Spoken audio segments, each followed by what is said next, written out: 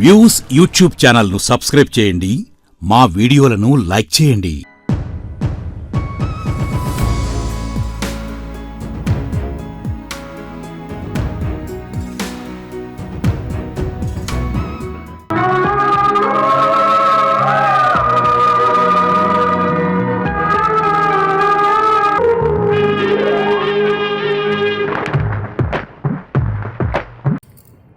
అందరికీ నమస్కారం. నేను ఉదయ్ కిరణ్ అక్క శ్రీదేవిని మాట్లాడుతున్నానండి. రేపు వ్యాలంటైన్స్ డే నాడు 25 ఏండ్ల తర్వాత మనసంతా నువ్వే మళ్ళీ బిగ్ స్క్రీన్స్ మీద మన ముందుకు వస్తుంది. ఎంత ఆనందంగా ఉందండి ఉదయ్ని మళ్ళీ ఇన్ ఫుల్ యాక్షన్ పెద్ద స్క్రీన్లో చూడగలుగుతున్నామని. అందులో మనసంతా నువ్వే ద్వారా. చిత్రం నువ్వు నేను మనసంతా నువ్వే. ఉదయ్ ఫస్ట్ 3 మూవీస్ అండి ఇవి. చిత్రం ఒకలాంటిదైతే, నువ్వు నేను ఒకలాంటిదైతే, మనసంతా నువ్వే ఒక సెపరేట్ జానర్. ఈ 3 సెపరేట్ జానర్స్. మనసంతా నువ్వే చాలా ఎమోషనల్, చాలా ఇంటెన్సిటీతో ఉన్న మూవీ. అందులో మీరు ఏ ఉదయ్నైతే చూస్తారో ఉదయ్ బయట కూడా అంతే అండి. చాలా ఎమోషనల్, చాలా చాలా sensitive. Same what Uday you see on the screen is Uday outside. So అసలు ఆ ఉదయ్ని ఇంట్లో మేము ఎలా చూసామో అలా స్క్రీన్ మీద చూసిన ఫీలింగ్ వచ్చింది మా అందరికీ. మనసంతా నువ్వే షూటింగ్ అప్పుడు ఈ ఇమోషనల్ సీన్స్ చేసినప్పుడు ఇంటికి వచ్చి అమ్మని కూర్చోపెట్టి అమ్మ కాళ్ళ దగ్గర కూర్చుని ఇలా ఇలా అయిందమ్మా, ఇవాళ ఇలా చేశానమ్మా అని చెప్తూ అలా ఏడుపు వచ్చేసేది. సాగర్ సంగమంలో ఒక సీన్లో కమల్ హాసన్ గారు ఎట్లయితే న్యాచురల్గా ఏడ్చేస్తారు అలా నాకైతే బాగా గుర్తుంది. 2-3 డేస్ అలా ఇంటికి వచ్చి అమ్మతో షేర్ చేసుకున్నాడు. నేను కూర్చుని అలా వాడి ఎక్స్ప్రెషన్స్ చూస్తూ కూర్చునేదాన్ని. నాకొచ్చి చెప్పాడు, ఎప్పుడు నాకొచ్చి ఫస్ట్ చెప్పాడు. ఎందుకంటే అమ్మ వాడికి ఫస్ట్ క్రిటిక్. సో ఇంటికి వచ్చి అమ్మకు ఫస్ట్ చెప్పేవాడిని. నేను అది పక్కన కూర్చొని వినేదాన్ని కదా. అమ్మతో అయిపోయిన తర్వాత అప్పుడు నా దగ్గరకు వచ్చేవాడు. ఎప్పుడు నా దగ్గరకు వచ్చినప్పుడు నేనైతే ఎప్పుడూ బాలేదని చెప్పను. నాకు everything is too good, everything is perfect అనే చెప్తాను. ఎందుకంటే నాకైతే అలా ఉంది మరి. సో తనని ఆన్ స్క్రీన్ నేను చూసి ఏడవని మూవీ లేదు. Though the scene is not emotional, not sensitive, but ఏడవని మూవీ లేదు. బికాస్ అసలు మన ఉదయ అని అనిపించేది నాకు ఏ సినిమాలో చూసినా కూడా. అలాగే చూసేదాన్ని అన్ని మూవీస్. అయిపో అక్క, నీకు అన్నీ బాగానే ఉంటాయి, నీకు ఏది నాలో తప్పు కనిపించదు, నేను అందుకే అమ్మకే చెప్పుకుంటాను అనేవాడు. సో మనసంతా నువ్వే అప్పుడు మటుకు ఆ intensity I could feel in him even post shooting.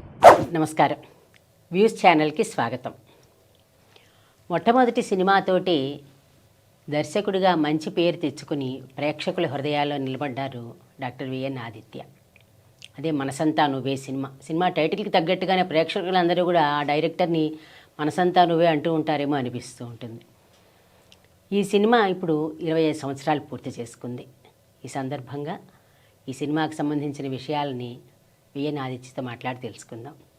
నమస్తే అండి. మీరు అది ముందర చెప్తున్నాను, నేను తెలిసిన ఆడివి కాబట్టి నువ్వు అంటాను, మీరు నుంచి మీ ఇంట్లో పెరిగి అది అందుకని కొత్తగా మళ్ళీ మీరు అనమంటే నాకు రాదు. క్యాజువల్గా మాట్లాడుకున్నట్టు మాట్లాడదాం మనం.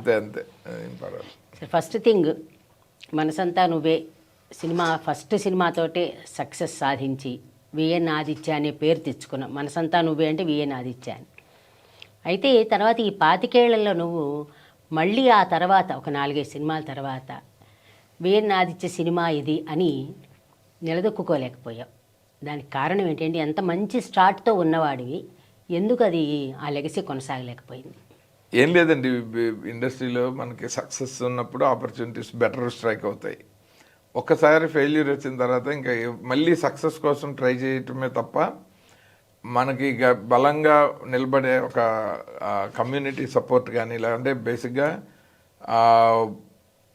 రెండు మనకి ఒక హీరోల్లో కానీ ప్రొడ్యూసర్స్లో కానీ బలమైన సామాజిక వర్గం కాదు.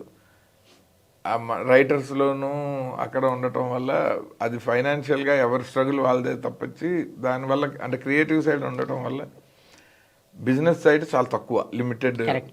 మీకు తెలుసు కాబట్టి ఇండస్ట్రీలో అందరికీ తెలిసినదే.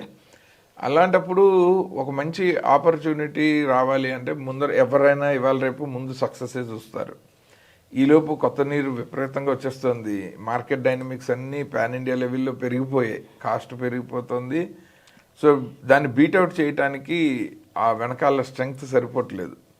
అండ్ ఆపి ఒక హీరో కోసం ఒక 2 ఏళ్ళు ప్రయత్నం చేసి బలంగా అతను ఎస్ అనే వరకు అతనితోనే ట్రావెల్ చేసేంత ఫైనాన్షియల్గా ఎఫర్ట్ చేయలేము మన ఫ్యామిలీ రెస్పాన్సిబిలిటీస్కి. సో నేను ఎప్పటికప్పుడు ఆపర్చునిటీ క్రియేట్ చేసుకోవటమే. మనకు ఆపర్చునిటీ వస్తేనేమో ఫాస్ట్గా చేసేస్తాము, క్రియేట్ చేసుకోవటం అంటేనేమో చాలా టైం పట్టేస్తాం, చాలా టైం పట్టేస్తాం. ఆ టైం పట్టడమే నా గ్యాప్.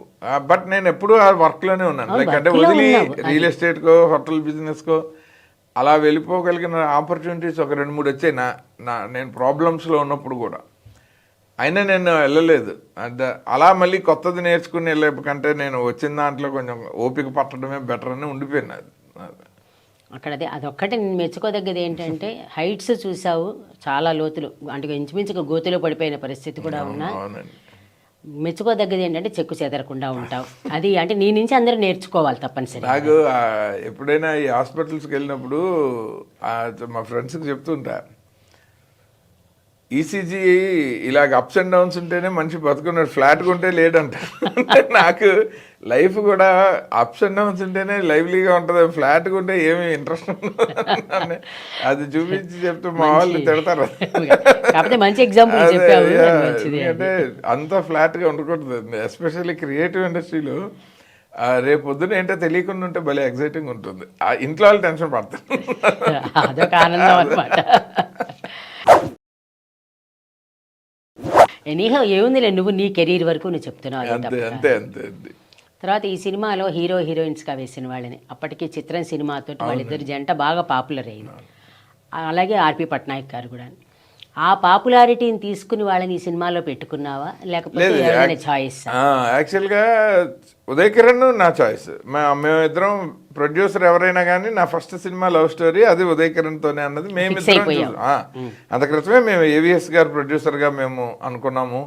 ఆర్పి పట్నాయక్ కూడా తను ఫస్ట్ నీకోసం అని శ్రీనువేట్ల గారి సినిమా రవితేజది, దానికంటే బిఫోరు మేమిద్దరం అది సినిమాలకి ఇంట్రడ్యూస్ చేయాల్సింది నేనే. చాలామందికి మనసంతా నువ్వే not just a movie, it's an emotion. ఎందుకంటే ఆ మూవీతో అంత బాగా కనెక్ట్ అయ్యి, అలాగే ఆ మూవీతో పాటు ట్రావెల్ అయ్యి, ఆ మూవీ వాళ్ళ జీవితాల్లో ఒక ట్రాన్స్ఫర్మేషన్ తీసుకొచ్చి లవ్లో పడేలాగా, లవ్ ఫీల్ అయ్యేలాగా చేసిన సినిమా మనసంతా నువ్వే. దానికి మెయిన్ కారణం గొప్ప కథ అయితే దానికి తోడైన ఒక మంచి మ్యూజిక్ మా నుంచి రాబట్టుకునే కథ, అలాగే మంచి డైరెక్టర్, మంచి ప్రొడ్యూసర్ ఆదిత్య గారు, అలాగే ఎంఎస్ రాజు గారు. వీళ్ళ కాంబినేషన్లో నా నుంచి మ్యూజిక్, అలాగే సీతారామ శాస్త్రి గారి దగ్గర నుంచి ఒక మంచి సాహిత్యం, ఈ రెండు కలిసి ఈరోజు ఒక ఎటర్నల్ మ్యూజిక్ రావడానికి కారణమైంది. And I'm really proud to be part of this movie. Especially మనసంతా నువ్వే కథ చెప్పగానే ఫస్ట్ నాకు ఇమీడియట్గా వచ్చిన ఎమోషన్ ఏంటంటే, ఈ కథ మొత్తాన్ని ఒక ట్యూన్ లాగా చేస్తే ఇలా వస్తుంది అని నీ స్నేహం యొక్క రాను అనే ట్యూన్ పాడాను. ఆ పాడగానే చాలా బాగుంది ఈ ట్యూన్, బట్ మనకు సిచ్యువేషన్ లేదు కదా అన్నారు. లేదండి ఇది మనం టైటిల్స్లో పెడదామని చెప్పాను. బట్ తర్వాత సినిమాలో చాలా చోట్ల సిచ్యువేషన్ ఆ ట్యూన్ వస్తుంది. అంటే ఆ ట్యూన్ ఆ సినిమాతో పాటు ఎంత ఇంటర్లింక్ అయి ఉంటుంది అనడానికి ఇది ఒక సింపుల్ ఎగ్జాంపుల్. క్లైమాక్స్ అంత ఎలివేట్ అవ్వడానికి కారణం కూడా ఆ ట్యూనే. ఇదన్నీ అంటే ఒక్కొక్కటిగా చెప్పుకుంటే చాలా ఉన్నాయి. బట్ ఇంత మంచి ఒక సినిమా అవకాశం రావడానికి కారణమైన ఎంఎస్ రాజు గారు, అలాగే విఎన్ ఆదిత్య గారికి ముందు నేను థ్యాంక్స్ చెప్పుకుంటాను. అలాగే సీతారామ శాస్త్రి గారు లాంటి ఒక లెజెండరీ లిరిసిస్ట్తో పనిచేసే ఫుల్ ఫిల్మ్ ఫస్ట్ టైం ఇది. అంతకుముందు ఎన్ని పని చేసినా ఇది ఫుల్ ఫిల్మ్ ఆయనతో పనిచేసిన అవకాశం, ఆయన దగ్గర ఎంతో నేర్చుకున్న. ఇవన్నీ కూడా నాకు చాలా స్వీట్ మెమరీస్. అది కాకుండా ఉదయ్ కిరణ్తో ఉన్న ట్రావెల్ మీ అందరికీ తెలుసు. తను 14 సినిమాలు చేస్తే దానిలో 9 సినిమాలు నేనే మ్యూజిక్ చేశాను. అండ్ ఈ particular movie is one of his best and it will remain for ever in the hearts of the people. And though we miss him, he will remain with us forever for his extraordinary presence in the movies like Manasanta Nuve. I wish the team Manasanta Nuve and the distributors all the best. ఈ cinema చాలా మంచి పేరు తెచ్చుకోవాలంటే already release కూడా చాలా మంచి ఇది రావాలి అని కోరుకుంటున్నా, అప్లాడ్స్ రావాలని కోరుకుంటున్నా. ఈ జనరేషన్ జనానికి కూడా మనసంతా నువ్వే అంటే ఏంటో తెలియాలని ఈ సినిమా రిలీజ్ చేస్తున్నందుకు, రిలీజ్ చేస్తున్న వారందరికీ, అలాగే ఇది చూడబోతున్న వారందరికీ కూడా పేరు పేరున థ్యాంక్స్. నువ్వంటే నాకు ఇష్టమైన ఒక సినిమా స్టార్ట్ చేసి 2 పాటలు రికార్డ్ చేసి తర్వాత అది అనివార్య కారణాల వల్ల ఆ సినిమాని ఆపేసి మళ్ళీ నేను సీతారామ శాస్త్రి గారు పంపిస్తే అమెరికాకి వెళ్ళాను, అటు అమెరికా ఇటు ఇండియాకి. ఆయనేమో ఇక్కడ మ్యూజిక్ డైరెక్టర్ అయిపోయారు. సో ఆయన సినిమాలోకి రాకముందరి నుంచే నా త్రూయే మొదట రావాలి అన్నంత పరిచయం, ఫ్రెండ్షిప్ ఉండింది. అప్పుడు డిసైడెడ్ ఏంటంటే నా ఫస్ట్ సినిమా ఆయనే చేస్తారని. సో ఇర్రెస్పెక్టివ్ ఆఫ్ ప్రొడ్యూసర్ మేము డిసైడ్ అయింది నేను, ఉదయ్ కిరణ్, ఆర్బి పట్నాయక్. ఎంఎస్ రాజు గారికి ఇది చెప్పిన తర్వాత ఆయన కన్విన్స్ అయ్యారు. ఆయన తేజ గారు ఎడిటింగ్ రూమ్లో నువ్వు నేను రషెస్ చూసి ఉదయ్ కిరణ్ ఓకే. కానీ ఉదయ్ కిరణ్ ఎలాగూ పెట్టుకున్నప్పుడు మళ్ళీ కొత్త అమ్మాయి వద్దు, అమ్మాయి రీమా సేన్ ఆల్రెడీ కాంబినేషన్గా ఇద్దరు సక్సెస్ఫుల్. సో నెక్స్ట్ నువ్వు నేనులో రిపీట్ చేయలేదు ఆ కాంబినేషన్ని తేజ గారు. సో మనం రిపీట్ చేద్దాము, ఫ్రెష్గా ఉంటుంది అని చెప్పి రీమా సేన్ని ఓకే చేసింది, తనురాయిని ఓకే చేసింది ఎంఎస్ రాజు గారు. ఆ రెండు ఆయన చాయిసే. నేను అసలు నా ఐడియాలో ఉన్న ఇద్దరు ఆర్టిస్టులు వీళ్ళిద్దరు కాదు. అమ్మాయి శ్రావణి సుబ్రహ్మణ్యం నుంచి ఇట్లు శ్రావణి సుబ్రహ్మణ్యం ఎడిటింగ్ రూమ్లో, పూరి జగన్నాథ్ గారు ఎడిటింగ్ రూమ్లో రషెస్ చూసి ఆ అమ్మాయిని ఓకే చేశారు.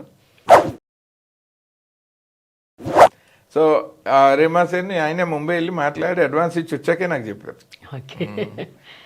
నేను ఫిక్స్ అయిపోయా అన్నారు. ఇంకా సర్లే అయితే. అంటే నీకు నచ్చిందా మరి ఇంకా బలవంతంగా చేయాలనిపించింది? అంటే ఇప్పుడు కొన్నిసార్లు ఉంటుంది కదా అరేంజ్డ్ మ్యారేజ్ కి లవ్ మ్యారేజ్ కి ఉన్న తేడా, తర్వాత ప్రేమించాలి అంతే. నేను ఐఎమ్ ఓకే. ఎందుకంటే రీమా బేసిక్గా నాకేమీ నచ్చక కాదు వద్దన్నది, సూటబిలిటీ ఆఫ్ ద క్యారెక్టర్. ఇదేమో చాలా సాఫ్ట్ అండ్ ట్రెండీ, టెండర్గా ఉంటుంది. ఆ అమ్మాయి కొంచెం మోడర్న్గా ఉంటుంది, ఒక రెబెలియస్ ఇండిపెండెంట్ నేచర్ ఉన్న అమ్మాయి. సో ఈ క్యారెక్టర్లో అమ్మాయిని అలా ఎలా కన్విన్సింగ్గా ఆడియన్స్కి ఎలా చెప్పగలుగుతాం. అందులో చిత్రంలో ఇంకా బోల్డ్గా కూడా ఉంది అమ్మాయి. ఆ క్యారెక్టరే బోల్డ్ క్యారెక్టర్ అండ్ స్టబర్న్నెస్ ఉంటుంది. నేను అలా చూసేసిన రీమా సేన్ని ఎలా కన్విన్సింగ్గా చెప్పగలుగుతాను. ఇందులో మరీ అసలు చాలా సెన్సిబుల్గా వాడు పక్క గదిలోకి వెళ్ళంగానే వాడి చొక్కా ఏం వేసుకునేటట్టు ఆమె అడిగేది, ఇలా ఉంటారా ఈ రోజుల్లో ఆడపిల్లలన్నీ. తర్వాత ఆమె మంచిగా డౌట్లు అడుగుతూ ఉండే, అంటే ఇలాంటి నాకు హెల్ప్ అయ్యేది. ఎందుకంటే దాంతో నేను మళ్ళీ ఒకసారి రీవిజిట్ చేసుకుని ఆమెకు ఆన్సర్ చేయటంలో మన కన్విక్షన్ బాగా డెవలప్ అవుతుండేది. అలా అమ్మాయి ఒక రకంగా హెల్ప్ చేసింది. అన్ని క్వశ్చన్లు అడుగుతుండేది. పడుకొని ఎలా ట్రైన్ కేసు చూస్తూ ఉండాలి, ఒక టాయ్ ట్రైన్ ఏంటిది అని అడిగితే అప్పుడు ఐడియా వచ్చింది ఈమెను ఎలా కన్విన్స్ చేయాలి. ఆ ట్రైన్ నుంచి ఒరిజినల్ ట్రైన్కి ఎలాగా నేను డిజాల్వ్ చేస్తాను, అక్కడ ఉదయ్ కిరణ్ అరకులో దిగుతాడని ఇలా చెప్పేవాడిని. అలా ఆ కనెక్షన్స్ వచ్చినప్పుడు ఆమె కన్విన్స్ అయ్యేది, ఓ ఇది బ్రిలియంట్గా ఉంది అనేది మళ్ళీ తనే. లేకపోతే ఈ వయసులో ఒక ఆడపిల్ల మలేషియాలో చదువుకుని వచ్చి నేల మీద బోర్లా పడుకుని ఒక ప్లాస్టిక్ ట్రైన్ చూడటం ఏంటి అసలు, అంటే ఏ కాలంలో ఉన్నావు నువ్వు అని అలా అడుగుతున్న కొద్దీ నాకు ఆన్సర్స్ బాగా వస్తుంది. బాగుంది అది. అయితే ఇక్కడ నేను ఒకటి అడగాలనుకున్నాను. ఇప్పుడు ఈ చొక్కా వేసుకుని అతన్ని హగ్ చేసుకున్న ఫీలింగ్ ఉండేది అనేది నాకు తెలిసినంత వరకు అంతకుముందర సినిమాల్లో ఇలాంటి సీన్ చూడలేదు నేను. ఇంకొకటి కూడా దీంట్లోనే పావలా శ్యామల గారిని పాత సామాన్ ఎవరైనా ఉన్నారనగానే చెప్పడం ఒకటి. ఇవి నువ్వు క్రియేట్ చేసుకున్నావా లేకపోతే ఎవరైనా ఎక్కడి నుంచైనా తెలుసుకున్నావా? ఈ షర్ట్ది యాక్చువల్లీ మా ఫ్రెండ్స్లో కాలేజీలో ఉన్నప్పుడు కొంచెం లవ్ స్టోరీలు రన్ చేసిన ఫ్రెండ్స్ ఉన్నారు నాకు. నీకు లేవు? మనకు లేదు, మనదంతా బాయ్స్ ఎడ్యుకేషన్. నాది అసలు డైరెక్టర్ అయ్యే వరకు నాకు అది నాకు భయం కూడా. అసలు నేను సెలెక్ట్ చేసుకున్నదే అప్పట్లో మన జనరేషన్లో మోస్ట్ రిస్కియెస్ట్ కెరీర్. ఎవరైనా లైఫ్ సెక్యూర్డ్గా ఉండాలని చూసుకుంటారు, కానీ ఇలా జీవితాన్ని పూర్తి స్థాయి జీవితాన్ని త్యాగం చేసేలాగా అసలు సినిమాల్లోకి వస్తా అంటే మన ఇళ్ళలో కూడా ఒప్పుకోరు కదా. సో భయం ఉండేది. పైగా నాకు ఈవెన్ మనసంతా అయ్యాక కూడా చంద్రమోహన్ గారు ఇంటికి వచ్చి అమ్మా నాన్నలతో వీడికి ఇంక సంబంధాలు రావు అనేవాళ్ళు. తెలిసిపోయింది ఆయన తెలిసి. అందరికీ నమస్కారం. అందరికీ నమస్కారం. ఈరోజు మా అబ్బాయి డైరెక్టర్ విఎన్ ఆదిత్య మొట్టమొదటిసారిగా డైరెక్ట్ చేసిన మనసంతా నువ్వే మళ్ళీ రెండవసారి అంటే రిలీజ్ అవుతున్న సందర్భంగా అందరికీ ఎంతో సంతోషంగా ఉంది. ఆ సినిమా 2001లో రిలీజ్ అయిందని నాకు గుర్తుగా ఉంది, కరెక్ట్ డేట్ తెలియకపోయినా. మా అబ్బాయి ఎక్కువగా సస్పెన్స్ మెయింటైన్ చేస్తాడు ఇంట్లో. ఆ సినిమా నిర్మాణం టైంలో ఆ సినిమా పేరు కానీ, అది ఎప్పుడు రిలీజ్ అవుతుందో కానీ, షూటింగ్ ఎలా జరుగుతుందో కానీ ఎప్పుడూ చెప్పేవాడు కాదు. ఏదైనా అడిగితే నువ్వు నీ ఉద్యోగం ఎలాగ చేసుకుంటున్నావో నా ఉద్యోగం అలాంటిది అనేవాడు. మేమంతా నవ్వుకునేవాళ్ళం. అయితే మనసంతా నువ్వే ఈ సినిమా థియేటర్లో మేము చూసిన తర్వాత నిజంగా చాలా థ్రిల్ అయిపోయాం. ఎప్పుడో మేము మా చిన్నతనంలో అక్కినేని నాగేశ్వరరావు గారు, ఎన్టీ రామారావు గారు, తర్వాత కృష్ణకుమారి గారు, అంజలీదేవి గారు, సావిత్రి గారు వీళ్ళందరూ నటించే సినిమాలు చూసి సినిమా ఫీల్డ్లో అటువంటి డైలాగ్స్, అటువంటి పాటలు, అటువంటి సంగీతం, ఘంటసాల గారి యొక్క సంగీతం, పివి శ్రీనివాస్ గారి పాటలు, ఇలాంటివన్నీ విన్న తర్వాత అదొక స్వర్ణయుగం అనిపించి మనం కూడా ఎప్పుడైనా సినిమాలో చేరితే బాగుండని అనుకున్నాను. అయితే ఆ ఆశ, ఆ కళ మా ఆదిత్య ద్వారా నెరవేరినందుకు నాకు మహదానందంగా ఉంది. చాలా చాలా సంతోషిస్తున్నాను. ఆ సినిమా రిలీజ్ అయిన తర్వాత శ్రీ కె విశ్వనాథ్ గారు, కె రాఘవేంద్రరావు గారు వారి ప్రశంసలు నేను ప్రత్యక్షంగా విన్నాను. విన్న తర్వాత నాకు ఆనందానికి అంతుపట్టలేకుండా పోయిందా. అంత ఏం చేతంటే కె విశ్వనాథ్ గారు ఒకే ఒక మాట అన్నారండి. మొట్టమొదటిసారి డైరెక్ట్ చేసిన మొట్టమొదటి సినిమాయే ఎంత హిట్ అయిందంటే ఆదిత్యకి ఎంత మంచి భవిష్యత్తు ఉందో. అతను నిజంగా చాలా నెమ్మదస్తుడు, ఓర్పు గలవాడు. అతనంతటి డైరెక్టర్ మళ్ళీ సినిమా ఇండస్ట్రీలోకి రావడం మా అందరికీ కూడా చాలా గర్వకారణం అని చెప్పారు. అదేవిధంగా కె రాఘవేంద్రరావు గారు అయితే చెప్పలేక్కర్లేదు. ఆయన ఎంతో ఆనందించి ఎంత బాగా తీసాడయ్యా వాడు అని చాలా మెచ్చుకున్నారు. అది నిజంగా ప్రశంసలు మాకు ఒక ఆశీర్వాదంలాగా, ఒక వారి యొక్క అభిమానం, ఒక ఆశీర్వాదం, తర్వాత అది దైవ స్వరూపమైన వాక్కులుగా నాకు అనిపించింది అన్నమాట అండి. ఈ సినిమా రిలీజ్ అయిన సందర్భంలో ఎప్పుడు కూడా ప్రీవ్యూకి కానీ మమ్మల్ని పిలిచేవాడు కాదు. అయితే డైరెక్ట్గా థియేటర్లో టికెట్ బుక్ చేసి మమ్మల్ని తీసుకెళ్ళాడు.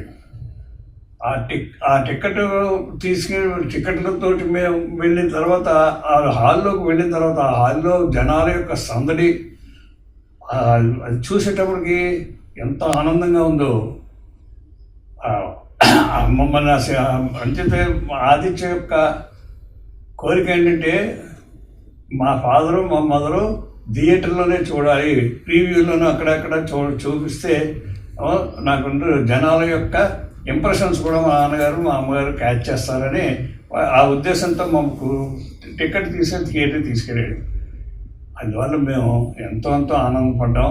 ఇప్పుడు మధ్యలో అప్స్ అండ్ డౌన్స్ ఎవరికైనా ఉంటాయి, కానీ ఇప్పుడు వాడికి ఈ కెరీర్ అంతా కూడా భవిష్యత్తులో కూడా చాలా చాలా విజయవంతంగా every step will be A success అన్నట్టుగా ఉంటుందని మేము చాలా ఆశాభావంతో ఉన్నామండి. ఇప్పుడు మా శ్రీమతి మరి తన అభిప్రాయం కూడా చెప్తుంది. మనసంతా నువ్వే సినిమా అప్పుడు మాకు అంటే ఈ షూటింగ్లో అవి అంతా అయోమయంగా ఉండేది. ఒకటి రెండు సార్లు మేము షూటింగ్ కూడా వెళ్ళాం. వెళ్తే అసలు అర్థమే కాలేదు. తర్వాత సినిమా థియేటర్లో సినిమా చూసి ఆ పాటలన్నీ విన్నాక చాలా హ్యాపీగా అనిపించింది. ఒక్కొక్క పాట ఒక్కొక్క మణి లాంటిది అందులో సినిమా. అందులో ఆ పాటలన్నీ కూడా అందులో తునిగా అనే పాట చాలా అద్భుతంగా ఉందన్నమాట. అంతేకాకుండా అన్ని పాటలు సక్సెస్ అయ్యాయి. సినిమా అంతా కూడా చాలా బాగుంది. వాడు ఇంట్లో అంటుండేవాడు ఏమనంటే, ఫ్యామిలీ అందరితోటి కలిసి కూర్చుని చూడగలిగే సినిమాలే నేను తీస్తాను అని. అలాగే ఫ్యామిలీ ఓరియంటెడ్ సినిమా అది చాలా బాగుంది. మళ్ళీ రిలీజ్కి వచ్చినందుకు చాలా చాలా హ్యాపీగా ఉంది. ఆ సినిమాలో నటించిన నటీనటులు కూడా అండి అసలు మా కొత్త వాళ్ళని అనిపించలేదండి. ఉదయ్ కిరణ్ ఆ పాత్రలో లీనమైపోయాడు. అలాగే రేమాసేన్ కూడా చాలా బాగా యాక్ట్ చేసింది. తర్వాత తనికల భరణ్ గారు అందరూ మొత్తం టీం అందరూ కూడా ఆయా పాత్రలకు తగినట్టుగా సరిగ్గా సరిపోయారు. నేను ఎక్కువగా సినిమాల్లో నాటకీయతని ఎక్కువగా పరిశీలిస్తూ ఉంటాను. నేను ఆ నాటకీయత అనేది అంటే నాటకీయత అంటే ఈ నటుడు మరో పాత్రలోకి తనను తాను అర్పించుకోవడం. అలా ప్రతి పాత్రని కూడా పండించిన గొప్ప సినిమాగా నాకు అనిపించిందండి. అంచేత మనసంతా నువ్వే ఇప్పుడే కాదు మళ్ళీ ఎప్పుడు రిలీజ్ అయినా ఏ ఛానల్స్ ఎలా రిలీజ్ అయినా అందరూ కూడా చూసి ప్రేక్షకులందరూ కూడా వారి యొక్క అభిప్రాయాన్ని, ప్రశంసల్ని లేదా వారి యొక్క భావాన్ని తెలియపరచమని చెప్పేసి కోరుతున్నాను. అలా తెలియపరిస్తే తల్లిదండ్రులుగా మాకు అంతకన్నా అమితమైన ఆనందం ఇంకొకటి ఉండదండి. ఎప్పటికీ ఆ సినిమా నిత్య నూతనంగా ఉంటుందని ఆశిస్తున్నాం. సో అలా సినిమా ఇండస్ట్రీ అంటే ఒక చిన్న ఎడ్యుకేటెడ్ ఫ్యామిలీస్లో ఒక చిన్న చూపు. అలాగే నేను మూడో కొడుకుని కాబట్టి నన్ను వదిలేరు, కానీ ఒకటో రెండో అయితే అన్ని ఇంట్లో కూర్చోబెడతానేమో అని డౌట్ నాకు ఇప్పటికీ. అయితే అలా నాకు అసలు లేదు. మా ఫ్రెండ్స్లో ఏంటంటే ఇలా ఒకళ్ళు ఎంగిల్ చేసి వదిలేసిన గులాబ్ జామ్ ఇంకోళ్ళు తింటాము, ఐస్ క్రీమ్ షేర్ చేసి ఇలాంటివి చాలా సీన్లు చూశాను. ఉండేవి వాళ్ళకి అదే ఒక ఇండికేషన్ ఆఫ్ లవ్. వదిలేసిన చాలా తమిళ సినిమాల్లో భోజనం మొగుడు తిని వెళ్ళంగానే వైఫ్ తింటే నాకే చాలా ఇరిటేటింగ్ ఉండేది. కొందరు చాలా ఇప్పుడు చంపుతున్నారు. నాకు బేసిక్గా ఓసిడి, నాకు అసలే నచ్చదు. దాన్ని అందంగా ఎలా చెప్పాలి, అందరికి నాలాంటి వాళ్ళకి కూడా నచ్చేలాగానే ఆ ఎంగిలి వదిలేసి షర్ట్ వేసుకున్నట్టు బాగుంది. మంచి ఐడియా నిజంగా. ఇది చెప్పకూడదు, కోజీగా ఉంటుంది కదా. సో వాడు వేసుకున్న షర్ట్ వేసుకోవటం అన్నది రేమా బాగా నవ్వేసింది అది చెప్పగానే. వాట్ ఈస్ దిస్ సరే ఈ క్యారెక్టర్ ఇలాంటిది అనుకో, అందరు నీలాగా ఉంటారు కదా ఆడపిల్లలు అని చెప్పి కన్విన్స్ చేయాలి. అయితే పాత సామాన్లు ఇది వీరు పట్ల అని పరచూరి వెంకటేశ్వరరావు గారి దగ్గర అసిస్టెంట్ రైటర్ ఉండేవాడు. తర్వాత ఆయన మంచి డైరెక్టర్ అయ్యాడు. పావలా శ్యామిల్ గారు, సునీల్కి చాలా జోక్స్ తను రాశాడు. ఇంకా నేను కొన్ని తీయలేదని కూడా నేను బాధపడుతుండే. లెంగ్త్ కథ ఫ్లోకి అడ్డం కాకుండా అలా తను రాజసింహ అని తను కొన్ని జోక్స్, అతను చాలా మంచి జోక్స్ రాశాడు. వీళ్ళిద్దరూ జోక్స్ కంట్రిబ్యూట్ చేశారు. వీటిని అన్నింటినీ ఏ క్యారెక్టర్ ఏ సందర్భంలో ఎంత మాట్లాడాలి అన్నది పరచూరి వెంకటేశ్వరరావు గారు. And main screen play dialogue అన్ని వెంకటేశ్వరరావు గారు. యాజ్ ఇట్ ఈస్ ఎమోషనల్ కథ, పెద్ద క్యారెక్టర్లు మాట్లాడే ఇంపార్టెంట్వి అవన్నీ ఆయనే. ఇంపార్టెంట్ మొత్తం స్క్రిప్ట్ ఆయనే రాశారు. వీళ్ళ కంట్రిబ్యూషన్ ఏంటంటే ఇలా చిన్న చిన్న కామెడీ బిట్లు ఇవ్వటము, ఈ సీన్ని ఇలా వాళ్ళ స్టైల్లో ఒకటి రాస్తే ఆయన దిద్ది మళ్ళీ దాని మీద ఆయన ఓన్ హ్యాండ్ రైటింగ్తోనే రాస్తారు స్క్రిప్ట్లో. ఆయన ఎప్పుడు అసలు ఆయన ఇప్పటికీ అలాగే రాస్తారు. ఆయన కానీ సత్యానంద్ గారు కానీ వీళ్ళు మేబీ ఈ మధ్య డిక్టేట్ చేస్తున్నారేమో. నా టైంలో కూడా కొంచెం వెంకటేశ్వర గారు అప్పుడప్పుడు మార్నింగ్ వాక్లో డిక్టేట్ చేసేవాళ్ళు, వాయిస్ రికార్డర్లో పెట్టుకుని విని రాసేవాళ్ళం అంతే. అలా ఈ పర్టికులర్ పాత సామాన్లు జోకు వీరూపోట్ల. అయితే ఇప్పుడు ఈ సినిమాలో నువ్వు ఫస్ట్ డైరెక్టర్వి, కొత్త ఇండస్ట్రీకి ఎక్స్పీరియన్స్డ్ కాదు. కానీ ఇందులో పెద్ద పెద్ద ఆర్టిస్టులు అయిన వాళ్ళు భరణి గారు ఉన్నారు, చంద్రమోహన్ గారు ఉన్నారు, ఇలా కొంతమంది, అలాగే గోపాల్ రెడ్డి గారు కెమెరా ఆయన, నిర్మాత పెద్ద ఆయనే, సీతారామ శాస్త్రి గారు, సుచిత్ర చంద్రబోస్ గారు, లిస్టు చాలా ఉంది, పెద్దవాళ్ళ లిస్టు. అంటే వాళ్ళందరి ముందర నువ్వు చిన్నపిల్లాడు అప్పటికి. వీళ్ళందరితోటి నీకు వాళ్ళు ఎలా యాక్సెప్ట్ చేశారు నీతో చేయడానికి? అసలు వాళ్ళని మెచ్చుకోవాలి కదా ఫస్ట్. వాళ్ళనే మెచ్చుకోవాలి ఫస్ట్, తర్వాత వాళ్ళు నో అంటే జయించలేకపోతుంది. కానీ విచిత్రం ఏంటంటే ఇప్పుడు ఆలోచిస్తే తెలుస్తుంది, వీళ్ళల్లో ఆర్పి పట్నాయక్ కానీ అప్పటికే ప్రూవ్డ్ ఎస్ గోపాల్ రెడ్డి గారు ఆయనే పరిచయం చేశారు ఎంఎస్ రాజు గారికి. నన్ను దుర్గా ఆర్ట్స్కి కథ చెప్తేనే నన్ను పరిచయం చేశారు. అలాగే పర్చూరి వెంకటేశ్వరరావు గారు అప్పటికే మేము నా ఫస్ట్ డైరెక్షన్ నువ్వే కథ ఆయనే నన్ను రామోజీరావు గారి దగ్గరికి అందరి దగ్గరికి తీసుకెళ్ళి ప్రొడ్యూసర్స్ నాకున్న ఆఫర్లన్నీ త్రూ వెంకటేశ్వరరావు గారే. రామానాయుడు గారు ఆఫర్ ఒకటి ఉండింది, దుర్గా ఆర్ట్స్ ఒకటి, అట్లా. సో ఇలా ఉన్నప్పుడు నా ప్రయాణం లైక్ అంటే ప్రేమించుకుందానరా, బావగారు బాగున్నారా, ప్రేమ అంటే ఇదేరా, ఇవన్నీ పరచూరి వెంకటేశ్వరరావు గారు వాళ్ళ ఇంట్లో పిల్లల్లా చూసేవాళ్ళు. సీతారామ శాస్త్రి గారు ఇంకా మాకు ప్రేమించుకుందానరా కంటే ముందు సంగీతం గారి దగ్గర మెడ్రాస్లో భైరవద్వీపం పాటలు రాసిన దగ్గర నుంచి ఆయన వాళ్ళ ఇంట్లో పిల్లల్లా చూశారు. వాళ్ళనైతే అచ్చంగా బాబాయ్ గారు పిన్ని గారు అనే పిలిచేస్తాను వాళ్ళ దంపతులు ఇద్దరిని. సో వీళ్ళందరూ నా కోసం ఈ సినిమా చేశారు. యాక్చువల్లీ నా చాయిస్ ఇది. నాకు పెద్ద టెక్నీషియన్లు ఉంటే సినిమా మెచ్యూర్డ్గా ఉంటుంది, నేను యంగ్ డైరెక్టరు, నాకు ఇది తప్పు ఇది ఒప్పు అని చెప్పేవాళ్ళు ఉన్నారు. నాకు కొంచెం సినిమాల్లో అనుభవం వచ్చాక నేను కొత్త వాళ్ళతో చేస్తే ఫ్రెష్నెస్ యాడ్ అవుతుంది, నా ఎక్స్పీరియన్స్ పని. సో ఇది మణిరత్నం గారి స్ట్రాటజీ, నేను ఆయన దగ్గర చూసి నేర్చుకున్నాను. అలా నేను మెడ్రాస్లో ఉన్నాను కాబట్టి నాకు అర్థమైంది. మొదట్లో మనం ఎప్పుడు పెద్ద టెక్నీషియన్లతో పని చేయకపోతే మనం నేర్చుకోము. మొదటే అంతా మనమే డిసైడ్ చేస్తే మన క్వాలిటీ ఆఫ్ ద ఫిలిం తగ్గిపోతూ వస్తూ ఉంటుంది. ఇప్పుడు చాలామంది కొత్త డైరెక్టర్లు ఉన్నారు, కానీ చెప్పుకోవడానికి ఎక్కువ మంది పైకి రాకపోవడం కారణం నాకు తెలుసు వాళ్ళు సీనియర్స్తో పని చేయట్లే. అది వాళ్ళు డినై చేయటం వల్ల తనకంటే ఒక సీనియర్ సెట్లో ఉంటే వీళ్ళు ఎక్కడో ఇన్సెక్యూర్డ్గా ఫీల్ అయిపోతుంది. వాళ్ళకి అదను పాడు చేసేస్తాం మనం, వాళ్ళ స్క్రీన్ ప్లే చెడగొట్టేస్తాం మనం. ఎవరికి సరదా, ఒక సినిమా బాగుంటేనే ఆ ప్రొడ్యూసర్ ఇంకోటి తీస్తాడు, అది కామన్ సెన్స్. కానీ నా వల్లే సినిమా బాగుంటుంది అనుకోవడానికి లేదు, ఇది కలెక్టివ్ టీం వర్క్. నాకు ఈ సిస్టమ్ ఇష్టం, నాకు పర్చూర్ బ్రదర్స్ కావాలి. అందుకే గోపాలకృష్ణ గారు ఎడిటింగ్ రూమ్లో కూర్చొని ఎక్స్ట్రాడినరీగా జడ్జ్ చేస్తారు సినిమాని. ఆయన స్క్రిప్ట్లో కూడా ఆయన వల్లే సెకండ్ హాఫ్ మొత్తం మళ్ళీ మార్చాం. ఆల్మోస్ట్ షూటింగ్కి వెళ్ళిపోబోయే వాళ్ళము, ఆయనకి రీడింగ్ ఇస్తే అసలు ఈ సెకండ్ హాఫ్ ఆనందన్నారు. ఆయన మొత్తం తేడా అని చెప్పారు. చెప్తే మళ్ళీ అరకు వ్యాలీకి వెళ్ళి వెంకటేశ్వర గారిని తీసుకుని వెళ్ళి, అంటే వీ రెస్పెక్ట్ సీనియర్స్. ఆయన ఉపయోగపడుతుంది. ఇప్పుడు రేమాసేన్ డౌట్ అడిగితేనే మనం బెటర్ అనుకున్నంటే జెన్యున్గా స్క్రిప్ట్ ఈ సినిమాల్లో అదే క్రాఫ్ట్లో ఉన్న ఒక పెద్ద ఆయన్ని అడిగితే అది ఎంత వాల్యుబుల్ కదా. అలా మేము ఆ విషయంలో ఎంఎస్ రాజు గారేమో నాకు ఒక బడ్జెట్ గీత గీశారు. వీళ్ళందరినీ చూసుకుంటే ఆ బడ్జెట్లో చేయలేము, కానీ వాళ్ళందరూ నా కోసం ఆ సినిమాకి తగ్గించుకొని హిట్ అయిన తర్వాత ఎంఎస్ రాజు గారు ఆయన అంతటా ఆయన ఇచ్చారు. నన్ను కూడా అడగలేదు. అందరినీ మళ్ళీ వరుసగా 6 సంవత్సరాలు సుమంత్ ఆర్ట్స్లో నేను తెచ్చిన ఈ పెద్ద టెక్నీషియన్లు అందరూ కంటిన్యూ అయ్యారు. అందరూ ఒక సుచిత్ర చంద్రబోస్ గారు నేను అంత క్రితం ఎప్పుడు వర్క్ చేయలేదు, బట్ నేను ఆవిడ్ని ఈ సినిమా నువ్వు నాకు నచ్చావు ఇవి చేస్తున్నప్పుడు నాకు బాగా ఇష్టం. వెళ్ళి నాకు చంద్రబోస్ గారితో నేను అసిస్టెంట్ డైరెక్టర్ ఉన్నప్పటి నుంచి మంచి ఫ్రెండ్షిప్ ఉండింది. చాలా ర్యాప్, మా సినిమాలన్నీ చేశాడు ఆయన. బావగారు బాగున్నారాకి, ప్రేమించుకున్నారాకి ఆయన వర్క్ చేశాడు. సో వాళ్ళ లవ్ స్టోరీ నుంచి నాకు తెలుసు, అండ్ ఆవిడ చేస్తున్న పాటలు తెలుసు. ఈ సినిమా సింగిల్ కార్డు మీరే చేయాలి దీది అని ఆవిడకి వెళ్ళి కూర్చోబెట్టి గోరింటాకు పెట్టుకుని ఉంటే ఆవిడ కదలకుండా చేసి కథ చెప్పేసి వచ్చాను.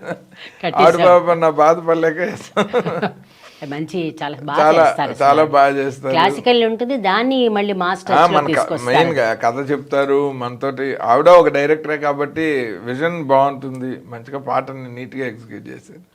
లేకపోతే కిటకిట తలుపులు కానీ తూనీగా కానీ ఇవన్నీ స్టెప్పుల మీద ఆధారపడిన పాటలు కాదు. అవును, కరెక్ట్. అది కథ తీయగలిగిన డాన్స్ మాస్టరే తీయాలి. నాకేమో అందుకనే సింగిల్ కార్డ్ ఆవిడ ఉండటం, చెప్పవే ప్రేమ కానీ ఇవన్నిట్లోనూ స్టోరీ ఉంది. అవును, మామూలు అలా కట్ చేస్తే డాన్సర్లు అలా లేదు. సో నాకు కథ చెప్పగలిగిన డాన్స్ మాస్టర్ కావాలని అట్లా. మనసంతా నువ్వే దర్శకులు ఆదిత్య గారితో పనిచేయడం నిజంగా నా అదృష్టం. ఎందుకంటే చాలా విలువలున్న వ్యక్తి, విలువైన సినిమాని తీశాడు, దర్శకుడుగా పరిచయం అయ్యారు. అండ్ ఆయనతో పనిచేయడం నా అదృష్టంగా భావిస్తున్నాను. ఉదయ్ కిరణ్, రీమా సేన్ చిలక గోరింకల్లాగా ముద్దుగా ఉన్న ఒక జంట. ఆ జంట మళ్ళీ తెర మీదకి రాబోతోంది అని అంటే చాలా ఆనందంగా ఉంది. చాలా మెమరబుల్ మూవీ మనసంతా నువ్వే. ప్రేమ ఎంత గొప్పదో, స్వచ్ఛమైన ప్రేమ ఎంత గొప్పదో తెలియజేసే cinema. February 14th Valentine's day, మనసంతా నువ్వే. 2 ప్రేమకి కరెక్ట్ రోజుని ఎంచుకున్నారు. అండ్ ప్లీజ్ ప్రేమికులందరూ కూడా గో విజిట్ మనసంతా నువ్వే. What rank I will give this movie అని అంటే I will give out standing rank. Because ఆ ఫిలిం చాలా హద్దుకున్న ఫిలిం. అంటే మనసంతా నువ్వే అనే ఫిలిం అందరి మనసులు దోచుకున్న ఫిలిం, అందరి మనసులు నింపిన ఫిలిం అది. సో అవుట్ స్టాండింగ్ ఫిలిం అనే అనుకుంటున్నాను. ఇక్కడ 2 ప్రశ్నలు అడగాలి. ఒకటి, ఈ సినిమా కథ నీదేనా? ఒకటిను నువ్వే కథ మొదలు పెట్టానో అది నాకు అర్థం కాలేదు, మధ్యలో ఆగిపోయింది ఆ పదం ఎందుకో. నేను ఒరిజినల్గా ఒక ఇంగ్లీష్ సినిమా చూసి, మా ఫాదర్ ఆఫ్ ది బ్రైడ్, తెలుగులో ఒక శోభన్ బాబు లాంటి ఒక తండ్రి పాత్ర, అంటే హీరో లాంటి తండ్రి, హీరోయే ఒకప్పుడు హీరో, తండ్రి పాత్ర, కూతురు హీరో, యంగ్ హీరో, వీళ్ళ మధ్య ట్రయాంగిల్ లవ్ స్టోరీ కింద చేసి ఒక స్క్రీన్ ప్లే చేసి త్రివిక్రమ్ గారు రైటర్గా మేము చాలా వర్క్ చేసాము. అప్పుడు లగడపాటి శ్రీధర్ గారి కోసం చేసాము, సుమంత్ అక్కినేని కోసం చేసాము. అలా నా ఫస్ట్ డైరెక్షన్ అది అయ్యి ఉండాల్సింది. నేను దాదాపు ఒక 1.5 year ఆ కథ పట్టుకుని తిరిగాను. మరి ఎట్లా జారిపోయింది అది? జారలేదు, అదేమి నేను వాంటెడ్లీ చేసింది అది. ఆ కథ నాదని కూడా నేను క్లెయిమ్ చేయను. నేను ఇవాళ ఒక ఇంగ్లీష్ సినిమా చూస్తే రేపు పొద్దునకి ఒక తెలుగు కథ రాస్తాను. నాకు ఆ బాధ లేదు. సో ఈజీగా పుట్టించేస్తాం మనం. అందుకని నేను పెద్ద ఫీల్ గాను, ఇంకో సినిమా దొరుకుతుంది.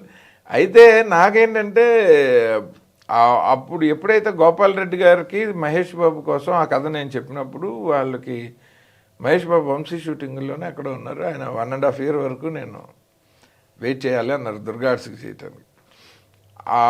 అప్పుడు గోపాల్ రెడ్డి గారు నన్ను తీసుకెళ్ళి ఎంఎస్ రాజు గారికి పరిచయం చేశారు. ఇలా ఎంఎస్ రాజు దేవిపుత్రుడు తర్వాత ఒక చిన్న లవ్ స్టోరీ, లో బడ్జెట్ యంగ్ డైరెక్టర్తో చేద్దాం అనుకుంటున్నారు. నాకేమో భయం, ఆయన సచ్ బిగ్ ప్రొడ్యూసరు, ఆయన చేస్తారో చేయరో తెలీదు.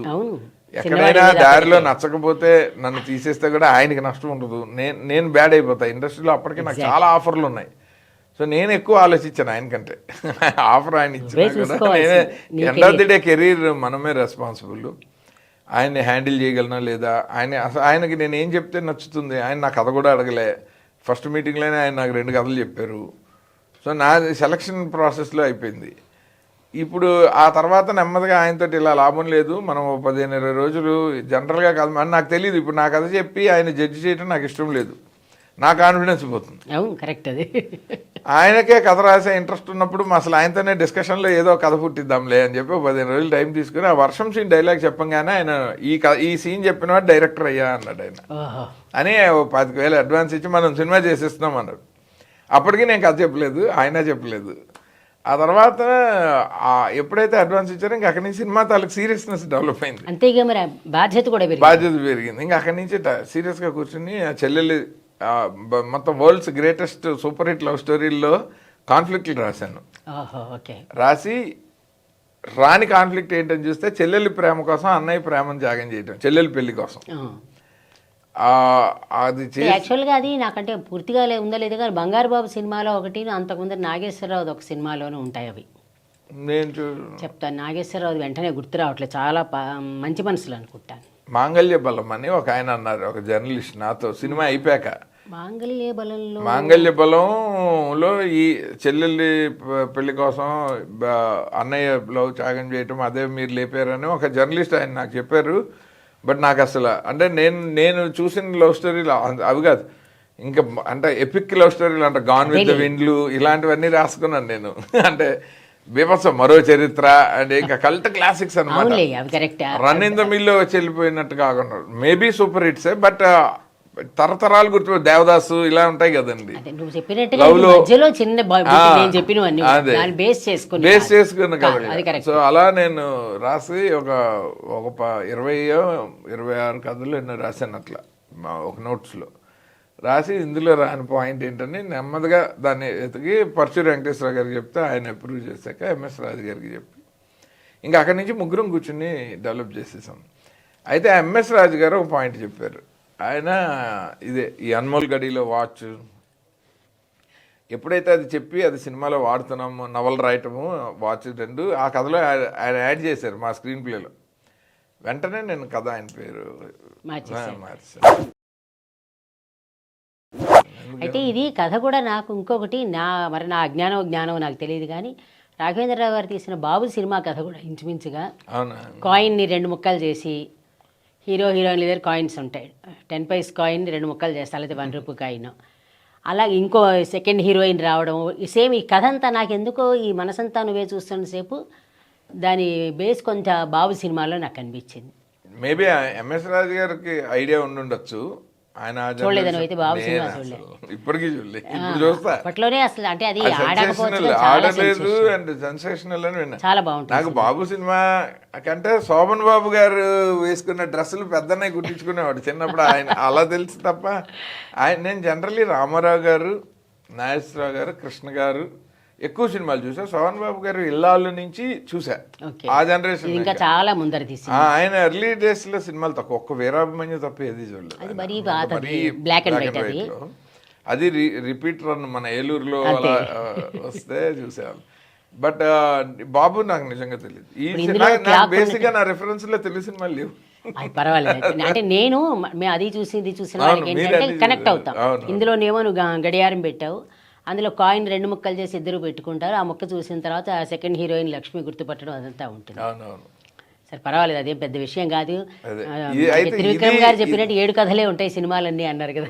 యాక్చువల్లీ సిస్లిబి డెమిలిస్ 9 ఉంటాయి కదా. ఓకే, అయితే అది లైక్ నెంబర్స్ 1 to 9 నెంబర్స్ లాగా. నవరసాలు కూడా అంతే. ఆ 9లోనే కథలు ఉంటాయి. తర్వాత నుంచి everything is repetitive by it self. Correct. అది 11 తిరుగుతూ 10 అదే 0 నుంచి 9 అలా పెట్టాడు ఆయన. 0 ఎలాగో వాల్యూ యాడ్ చేయదు కాబట్టి 1 నుంచి 9 అన్నాడు. 9 తర్వాత 10, 11, 12 నుంచి ఇన్ఫినిటీ వరకు ఇవన్నీ స్క్రీన్ ప్లే అన్నాడు ఆయన. మనం ఏ స్క్రీన్ ప్లేలో ఈ కథను తెస్తామన్నది దానికి కొత్త ధనాన్ని యాడ్ చేస్తుంది. అది తర్వాత నాకు ఈ సినిమాలో ఒక 2 సీన్స్, ఒకటి ఆ చిన్నపిల్లలిద్దరిని కావిడిలో మోసే సీన్ ఒకటి, రెండవది గుళ్ళో నుంచి విగ్రహాన్ని ఎత్తుకొచ్చేసేయడం.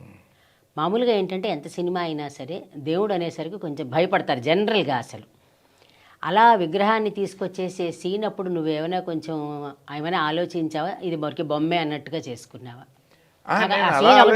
నాకు అందులో ఎమోషన్ అంటే ఆ అమ్మాయి మీద ఆ కుర్రాడుకున్నంత శ్రద్ధ, ఆమె గుడికి రాలేకపోతే దేవుణ్ణి ఆమె దగ్గరికి తీసుకొచ్చి బొట్టు పెట్టేసి మళ్ళీ ఇచ్చేయాలి, అది ఇంట్లో ఆయన చూసి తిట్టాలి. అలా ఆ సీన్ లో తల్లికి ఎమోషన్ చూసా కానీ అసలు ఈ దేవుడు మనోభావం ఈ యాంగిల్ అసలు అప్పుడు లేదు. కరెక్ట్, ఆ ఏజ్ లో ఉండదు. కానీ నాకు దేవుడు భక్తి అన్నీ ఉన్నాయి, నమ్మకం ఉన్నాయి. కానీ మీకు తెలుసుగా మన ఇంట్లో పూజలు ఎలా చేస్తారని. అయితే ఆ విగ్రహాన్ని మాత్రం నేను షూటింగ్ అయ్యాక పడేనివ్వలేదు. ఆర్ట్ డిపార్ట్మెంట్కి చెప్పి నేను నా కార్లోనే తీసుకుని వెళ్ళి అరకులో నుంచి ఆ సెట్ తీసేశాక సెట్ అంతా పడేసాం. కానీ విగ్రహాన్ని జాగ్రత్తగా తీసుకెళ్ళి విజయవాడ మాచవరం ఆంజనేయ స్వామి గుళ్ళో రోజు పూజలు చేసే దగ్గర ఒక చెట్టు కింద పెట్టేశాను. ఆ టెంపుల్ వాళ్ళకి డొనేషన్ ఇచ్చి ఆ విగ్రహాన్ని మనం సినిమా కోసం చేసింది. ఎందుకంటే నాకు అక్కడ భక్తి కావాలి, అది భక్తి. ఇక్కడ నా సీన్ ప్రకారం ఏం జరిగింది అవును. అలానే నేను ఎప్పుడు సీన్లో దేవుడి విగ్రహాలు ధ్వంసం చేయడం తీను. సో ఇది ఒక మంచిదే కదా, అమ్మాయికి అనారోగ్యం అయితే పట్టుకెళ్ళి దేవుణ్ణి ధైర్యం చెప్పే కుర్రాడి తాలూకు ప్రేమ చూశాను తప్ప నాకు అసలు అక్కడ దేవుడు ఆ ఇది రాలేదు, ఆ ఫీలింగ్ రాలేదు. విగ్రహాన్ని గుళ్ళోంచి తీయటం అన్నది తప్పు అన్నది అసలు ఐడియా కూడా లేదు. ఎందుకంటే మామూలుగా మనం ఎంత సినిమా తీసినా ఎన్ని సీన్స్ చేసినా మనుషులు చావు సీన్ చూసినప్పుడు కూడా ఎమోషన్ అవుతుంటారు. డైరెక్టర్లు మనుషులే కదా అందరూ. అలాగే దేవుణ్ణి తీసేటప్పుడు ఏమైనా మనసుకి ఒక్కొక్కసారి అనిపించవచ్చు, అది తప్పు కూడా కాదు కదా. భగవంతుడు ఆంజనేయ స్వామి అంటే ఇష్టం. సో ఆంజనేయ స్వామి అనుకున్నాక ఈ సీన్ రాసుకున్నాం. ఈ సీన్ రాసుకున్నాక మేము ఆ థాట్కి ఎక్సైట్ అయ్యాం, దొంగతనంగా అమ్మాయి దగ్గరికి విగ్రహాన్ని అందుకే ఆ సీన్ అడిగాను నేను, తీసుకొచ్చారు. స్పెషల్గా ఉందని అడిగాను అదే. నేను. అంతే తప్ప ఇంకెక్కువ ఆలోచించలే. అసలు బేసిక్గా సినిమా అంటే ఇప్పుడు మనము కూర్చుని మాట్లాడుతుంటే తెలుస్తుంది నాకు, కానీ సినిమా తీసేటప్పుడు చాలా విషయాలు మన స్ఫురణలోకి రావండి. తెలియకుండా అలా ఏమంటారు యంత్రంలో వెళ్ళిపోతూ ఉంటాం. తప్పైనా ఒప్పైనా రెండు రావు. అప్పటికి బుర్ర పని చేయదు, కాన్సన్ట్రేషన్ అంతా ఏం మొత్తం జరుగుతుంది. దాన్ని ఎలా ఎగ్జిక్యూట్ చేయాలి, దానికి ఆర్ఆర్ ఎట్లా కావాలి, ఎన్ని షాట్లు తీయాలి, ఎక్కడ ఏ లొకేషన్ లో అంతే, తీయాలి, దాని మీదే. పిల్లలు ఎలా పెర్ఫామ్ చేస్తారు, ఈ టెన్షన్ లో అసలు చాలా సామాజిక విషయాలు రావు మైండ్లో. అవును. అలాగే ఇది కావిడిలో తీసుకొచ్చే సీన్ కూడా నాకు స్పెషల్ గా అనిపించింది. అది అయినా ఇది ఎలా వచ్చింది ఆలోచన? కావేరి పిల్లలిద్దరిని మోస్తారు కదా. ఇద్దరిది అది సుచిత్ర మాస్టర్ అండి. ఆవిడదా? ఆ మాంటేజ్ ఆవిడే. ఎందుకంటే ఆవిడ చాలా మాంటేజ్లు అందులో గేదె మీద ఎక్కించటము, కావిడిలో పట్టుకొని కావిడిలో నాకు special గా నాకు అనిపించింది బాగా గుర్తు ఏంటంటే, మాకు చిన్నప్పుడు నాంటేళ్ళలో రంతిదేవుడు అనే కథ ఉండే, ఇలా తల్లిదండ్రులని కావిడిలో పెట్టి. శ్రవణ కుమారుడు కదా? శ్రవణ కుమారుడు కథలో అనుకుంటా. మాకు రంతిదేవుడు కాదు, శ్రవణ కుమారుడు తల్లిదండ్రులు మోసుకుని వెళ్తాడు కదా. నాకు ఆ విజువల్, ఆ బొమ్మ డయాగ్రామ్ గుర్తుంది, కానీ ఆవిడ సుచిత్ర మాస్టర్ షాట్ పెట్టే వరకు నాకు తెలియదు అది ఆవిడ ఈ మాంటేజ్ తీస్తున్నట్టు. సరదాగా అలా చేసుకుంటే వెళ్ళిపోయి. నేను కొన్నిసార్లు సెట్లో క్రికెట్ ఆడుకుంటుంటానండి, సో కొన్ని చూడను ఎడిటింగ్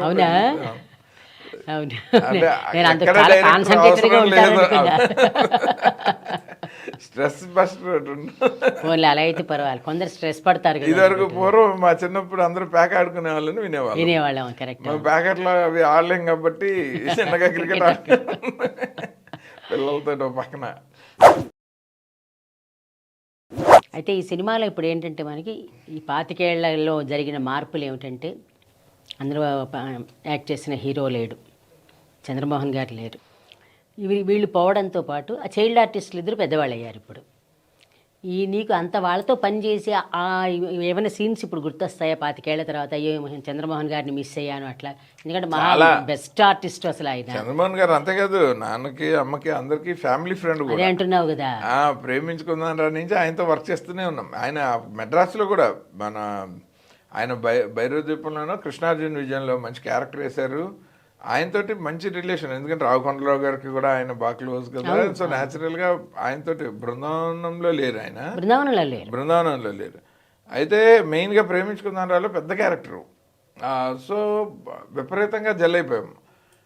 అలా ఆయన మన ఇంటికి వచ్చి వెళ్ళటం వాళ్ళు అన్నీ, ఇంకా మనసంతా నువ్వేలు ఆయన మెమరీస్. నాకు ఆయనతో పనిచేసిన అన్ని సినిమాల్లో ఆయనతో గ్రేట్ మెమరీస్ ఉన్నాయి, సరదాగా కూడా ఉన్నాయి. అంటే ఆయన విపరీతమైన భోజన ప్రియుడు అసలు. అంటే ఇంకా ఎదుటి వాళ్ళు తిట్టుకునే లెవెల్కి భోజన ప్రియుడు, అన్ని రకాలు తినేస్తారు, ఆయనకి పేరుంది కదా. సెట్లో ఆయనతో మాత్రం చాలా ఎంజాయ్ చేశాను. ఎందుకంటే నేను ఒక డైరెక్టర్గా చాలా ఆలోచించి ఇక్కడ ఇన్ని షాట్లు తీయాలి, ఇక్కడ ఈ ఎమోషన్ ఇంత రావాలి, ఇక్కడ రీ రికార్డింగ్లో ఈ సీన్ అద్దరిపోవాలి అన్నీ అనుకునేవాడిని. నేను అని చాలా ఊహించుకున్న షాట్లు ఆయన ఇలా వచ్చి అలా చేసి నాకు అంటే నేను కన్ఫ్యూజ్ అయిపోయాడిని. ఈయన చాలా బాగా చేశాడు, కానీ కష్టపడలేదు. అంటే కష్టపడితే కానీ కొన్ని నమ్మరు. ఇప్పుడు నేను కొన్ని సీన్లు డైరెక్ట్ చేస్తే ఎంఎస్ రాజు గారికి భయం వేసేది, వీడు కష్టపడట్లేదు ఏంటి, ఈ సీన్ చాలా కష్టపడాలి కదా అన్నట్టు ఉంటుంది. అది అవుట్పుట్ ఎలా ఉంటుంది అన్నది సెకండరీ. అలా నాకుండేది చంద్రమోహన్ గారితో. చాలా నేను ఉదయకిరణ్ అందరినీ ప్రిపేర్ చేసి చాలా వాళ్ళందరూ అసలు ఆన్ ఫైర్ ఉంటే ఈయన అలా. ఇప్పుడు మీకు మన పాండవ వనవాసంలోనే ఇందులో కోర్టు సీన్లో రామారావు గారు ఒక పద్యం చెప్పిన తర్వాత బానిస ఇలా అలవగ్గా తీస్తే ఎలా ఉంటుంది చూడండి. బెస్ట్ ఎగ్జాంపుల్ చంద్రమోహన్ గారి యాక్షన్ అలా ఉంటుంది నాకు. అది దానివల్ల నేను కన్ఫ్యూజ్ అయిపోయాను. అది ఎస్ అనేస్తే నేను ఏదో ఈజీగా ఎస్ అనేసానా, అలా అని బాగున్నదాన్ని ఎలా డినై చేస్తాను నో అని. అది అలాంటి ఇంకా కష్టపడాలి కదా, ఇంకా అలా చేయాలి, అసలు ఇంకా ఇలా తీయాలి అలా తీయాలనుకుంటే ఆయన టక్ టక్ టక్ అని చేసేవాళ్ళు. ఆయనతోటి కొంచెం చాలా ఎంజాయ్ చేస్తాను నేను చంద్రమోహన్ గారితో. సీతారాం శాస్త్రి గారు నేను అంటే లైఫ్లో అడుగడుగునా ఆయన నాతో ఉంటారు. ఆయన మిస్ అవుతాను అని చెప్పలేను, మిస్ అవ్వనని చెప్పలేను. అంటే ఆయనతో వెళ్ళి కూర్చుని గడిపే క్షణాలన్నీ మిస్ అయిపోతుంది జీవితంలో.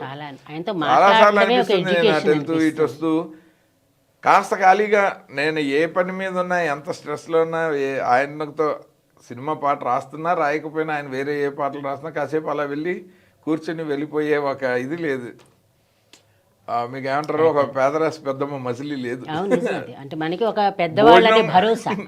భోజనంకి అంతే, మెదడుకి మేతకి అంతే, రెండు మేతలు లేవు. 2 మేతలు అంతే. అలా ఉదయ్ కిరణ్ ఇంకా నాకు చాలా కోపం వచ్చేస్తుంది తలుచుకున్నప్పుడల్లా. ఏంటంటే అతనికి బలవన్మరణం అవసరం లేని టైంలో, ఇప్పుడు ఆ తర్వాత అంతా ఇండస్ట్రీ డిజిటల్ ప్లాట్ఫామ్స్ ఓటీటీలు వచ్చినప్పుడు ఉదయ్ కిరణ్ లాంటి హీరో, నేను చిటికేస్తే డేట్లు ఇచ్చే హీరో ఉండుంటే నాకు ఇప్పుడున్న ఫైనాన్షియల్ సోర్సెస్కి నాకు ఫండ్ చేసేవాళ్ళు ఒక ప్రాజెక్ట్ మీద పర్సనల్గా అడిగితే ఇవ్వకపోయినా ఒక ప్రాజెక్ట్ సెట్ చేస్తే డబ్బులు పెట్టేవాళ్ళు బోలు మంది తయారైన ఈ టైంలో సరైన హీరో లేకపోయాడు. నేను పిలిస్తే వచ్చే హీరో లేడే, అదొక బాధ ఉండిపోయింది నాకు. అలాంటి హీరోని మళ్ళీ నేను తయారు చేయాలంటే అసలు it takes lot of time. మళ్ళీ అంత పెద్ద హిట్ కొట్టి ఒక రిలేషన్ ఆడియన్స్లో కూడా ఏర్పాటు అంటే వాళ్ళిద్దరు వస్తున్నారంటే కాంబినేషన్ ఉండాలా. కరెక్ట్. అది అసలు నాకు ఆ కొరత అయితే విపరీతంగా ఉంది. నేను ఆ విషయంలో చాలాసార్లు తలుచుకుని ప్రసాద్ తిట్టుకుంటా. శ్రవణ్ అని ఇంకొక అతను ఉన్నాడు, మనము ఈ లిస్ట్లో తలుచుకోవాల్సిన. మనసంతా నువ్వే అసలు సినిమా మొదలుపెట్టి నేను డైరెక్టర్ అన్న రోజు నుంచి నన్ను సినిమా మొదలుపెట్టే ముందు వరకు నాతో పూర్తిగా ఉన్న అసోసియేట్ డైరెక్టర్ తను. తర్వాత అతను ప్రియుడు అన్న సినిమాకి డైరెక్టర్ అయ్యాడు. మన టీఎన్ఆర్ గారికి కూడా రూమ్మేట్ అంట. ఆ తర్వాత టీఎన్ఆర్ గారు చెప్పారు, పాపం కోవిడ్లో చనిపోయాడు అతను. కోవిడ్ వల్ల మంచి డైరెక్టరు. టీఎన్ఆర్ గారు కూడా అతనికి ఇతనికి వారం రోజులే తేడా, ఇద్దరు బాగా కావాల్సిన వాళ్ళు. అయితే ఆ శ్రవణ్ నాకు చాలా, నేను బాగా మిస్ అవుతాను. స్టోరీ డిస్కషన్లో నేను, వీరుపట్ల శ్రవణ్, ఇంకా ఎంఎస్ రాజు గారు ఆఫీసు సందు చివరి కాఫీ షాప్లోనే మ్యాక్సిమం మా వెర్షన్లన్నీ రాసాం. పరచూరి వెంకటేశ్వరరావు గారు వచ్చి మమ్మల్ని అక్షంతలు వేసో లేకపోతే మెచ్చుకునే వరకు ఏం చేయగలమో అదంతా మేము ముగ్గురం చేసాం. సో ఈ సినిమాలో మేజర్ కంట్రిబ్యూషన్ అతను ఉండింది. తర్వాత జాయిన్ అయ్యాడు శంకర్ మార్తాండ్ అని, తన కో డైరెక్టర్, మన ఎడిటర్ మార్తాండ్ వెంకటేష్ వాళ్ళ తమ్ముడు. ఆ పెద్ద మార్తాండ్ గారు, కేఎం మార్తాండ్, చాలా సినిమా లెజెండరీ, వాళ్ళ అబ్బాయి అనమాట. అతను కో డైరెక్టర్గా వచ్చాడు. అతను చాలా కంట్రిబ్యూట్ చేశాడు. నేను డబ్బింగ్లో ఉంటే ఫారెన్కి సాంగ్స్కి అతనే వెళ్ళాడు.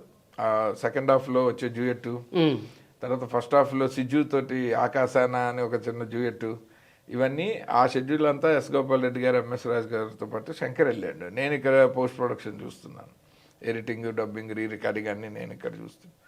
సో అలా అందరం బాగా ఇన్వాల్వ్ అయ్యి చేసాము ఈ సినిమాని. వాళ్ళలో ప్రధానంగా మిస్ అయ్యేదైతే ఉదయ్, సీతారాం శాస్త్రి గారు, చంద్రమోహన్ గారు, శ్రవణ్. తర్వాత సినిమాలో నువ్వు కథకు పెట్టినప్పుడు స్వాతి మ్యాగజైన్ పేరు పెట్టావు, స్వాతి ఎడిటర్ గారని పెట్టావు. స్వాతి పేరు పెట్టడంలో ఏమైనా ఉందా? ఏం లేదండి, అప్పటికి ఒక పాపులర్ మ్యాగజైన్ అయితే ఆడియన్స్ కనెక్ట్ అవుతారు అనుకున్నా. జనరల్గా మనం అది పెడితే అది అడ్వర్టైజ్మెంట్ కింద అవుతుందని రాయం కదా సాధారణంగా పత్రిక పేరు కానీ. అది నాకు జనరల్గా నాకు అది నచ్చదు.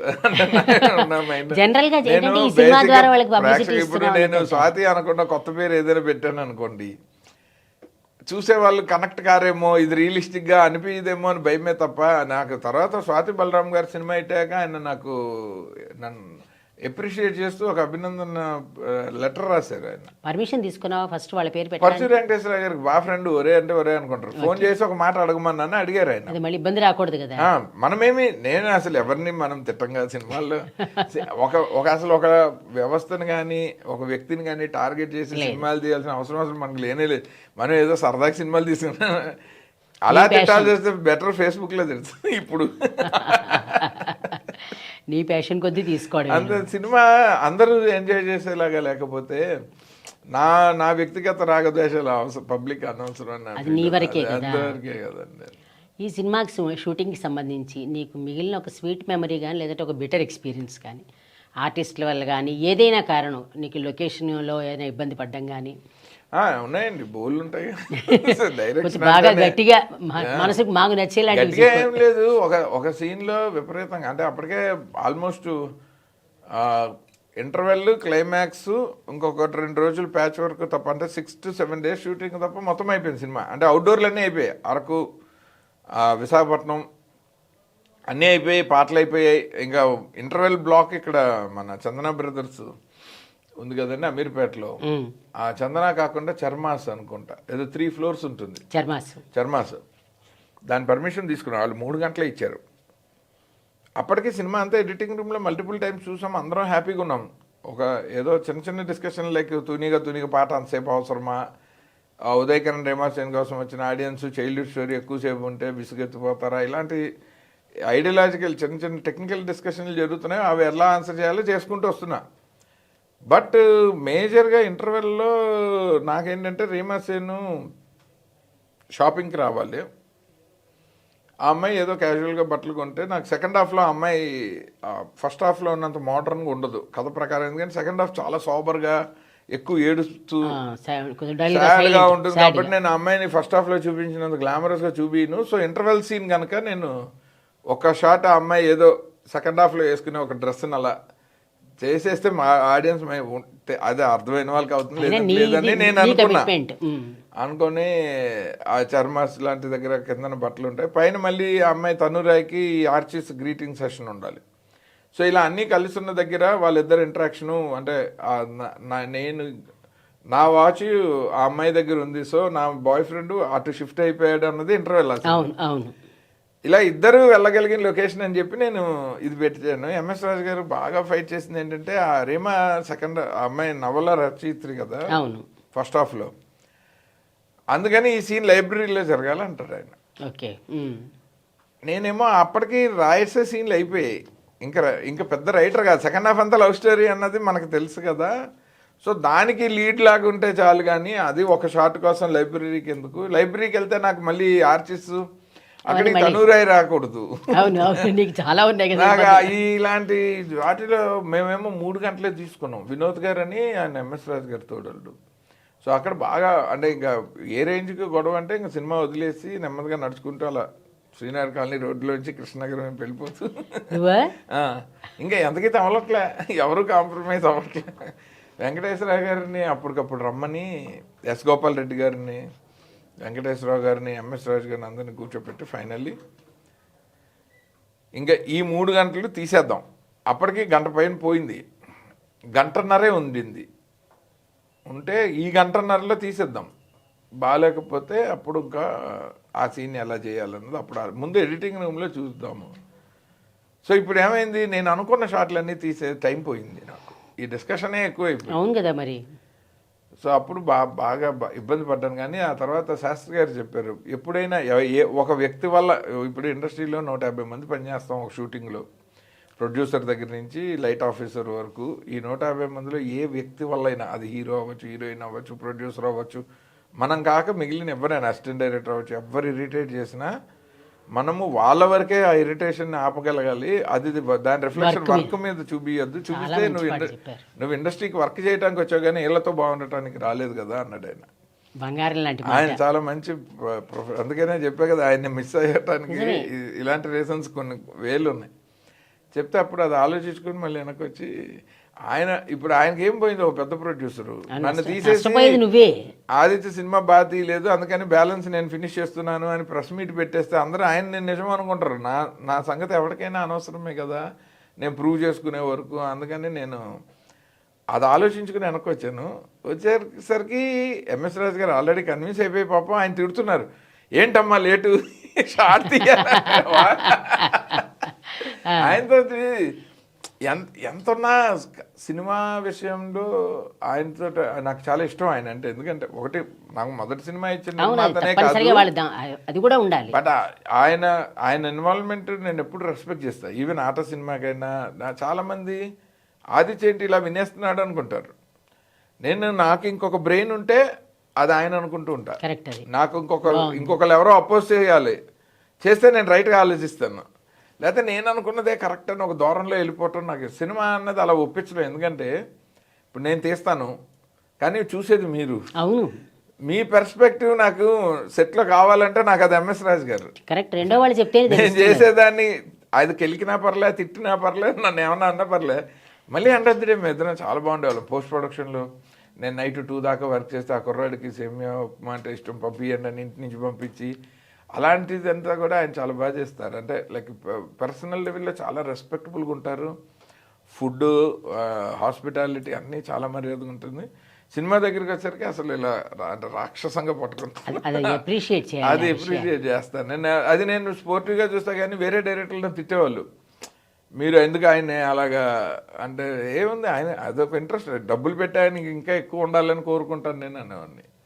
నాకు అది ఎప్పుడు ప్రాబ్లం లేదు. అయితే ఆ సీన్ దగ్గర నేను చాలా అది ఫర్ ఏ మూమెంట్ నేను వదిలేద్దును. అంటే నాకున్న అప్పటికి ఆ ఏజ్కున్న టెంపర్మెంట్ అవి అది బట్ నేను ఫస్ట్ చెప్పా కదా, ఎందుకు మనకంటే పెద్దవాళ్ళు మనతో సినిమాలో ఉండాలంటే వాళ్ళు చెప్పేవన్నీ మనము ప్రాక్టీస్ స్టెప్పింగ్ స్టోన్స్ గా తీసుకోవాలి. ఇలాంటి బ్లాక్ బస్టర్లు కొట్టగలం. అది కరెక్ట్. ఒక స్వీట్ ఎక్స్పీరియన్స్ కూడా చెప్పు. స్వీట్ ఎక్స్పీరియన్స్ ఇంక ఎవ్రీడే. నాకు ఎట్లా అంటే నేను డైరెక్టర్ అవుతున్నాను అన్న Cloud9లో సినిమా అయిపోయింది. ఆ ఇమోషన్లో ఉండిపోయాను. అంటే ముహూర్తం రోజు నుంచి మార్నింగ్ షో చూసే వరకు నాకు చాలా అంటే ఒక గూస్ బంప్స్ మూమెంట్లో ఒక 6 నెలలు గడిచిపోయింది. చాలా బాగుంది అన్నమాట. ఇప్పుడు ఈ సినిమా అయినా రిలీజ్ చేసే అవకాశం ఉందా? ఉందండి. ఒక ఆయన రఘురామ్ రెడ్డి గారు అని ఆయన డిస్ట్రిబ్యూటరు, ఆయన కపుల్ ఆఫ్ రిలీజెస్ చేశారు. అంటే ఇప్పుడు రైట్స్ ఎంఎస్ రాజు గారి దగ్గర లేవు, బట్ వాళ్ళు తీసుకున్నారు ఎవరో థర్డ్ పార్టీ దగ్గర, అక్కడ తీసుకొని వాళ్ళు 4Kలో రిలీజ్ చేద్దాము ఈ వ్యాలంటైన్స్ డేకి, అంటే 25th year silver Jubilee celebration చేద్దామని ప్లాన్. చాలా సంతోషం అమ్మ. ఫస్ట్ నీకేంటంటే రిలీజ్కి మళ్ళీ all the best. Thank you so much. Release నుంచి మళ్ళీ మనం ఇంకో మనసంతా నువ్వు ఇలాంటి రీఎంట్రీ ఇవ్వాలనుకుంటున్నాం. ఫైనల్గా ఒకటే మాట, నువ్వు ఎలా అనుకున్నావు, మేము కూడా అసిస్టెంట్ డైరెక్టర్ విఎన్ ఆదిత్య అని చూసినా, డైరెక్టర్ విఎన్ ఆదిత్య అని చూసినా చాలా సంతోషపడ్డాను. మనకి తెలిసిన పిల్లాడు ఇలా చక్కగా ఎదిగాడు అని చెప్పని అనిపించింది. కళ్ళ ముందు పెరిగిన అది అందుకని మాకు హ్యాపీగా అనిపించింది. సరే, వన్స్ అగైన్ మళ్ళీ నీకు congratulations and all the best for your future works. Thank you so very much అండి. Thank you. నమస్కారం. ఇది ఈరోజు వైజయంతి మాటామంతి.